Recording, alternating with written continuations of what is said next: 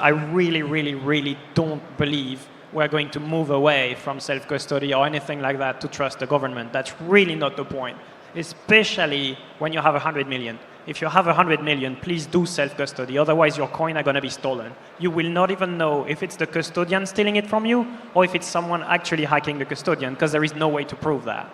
So, you have a house, you keep the keys for your own house. You're big enough. You're an adult. You know how to store your keys. You're not going to give them to someone else just to hold them to your keys to open your door. It's the same with Bitcoin. Maybe, yes, technology will get better and we can make the self-custody even easier.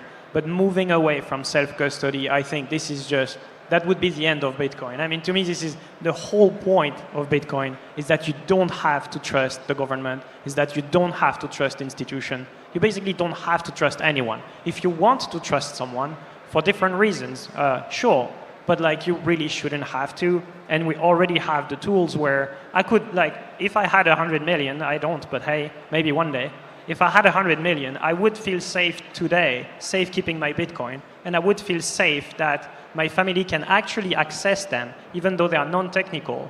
I do believe the technology is already there today, that in self-custody, I can make sure that I would be secure and that my family could be recovering it if needed.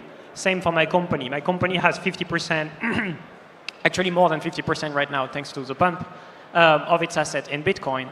All of our Bitcoin are in self-custody within the company. And I would absolutely not trust any exchange or any custodian to hold that money for me. That would be a huge risk on the business when I know I can control my assets. I have proper recovery plans in case we lose keys or things like that. I know it's secure against physical threats and things like that, while I wouldn't really believe any of the custodians out there to even be resilient to a social engineering attack, SIM swap or anything like that. So I really believe that the more Bitcoin you have, the more you need to consider self-custody yesterday already.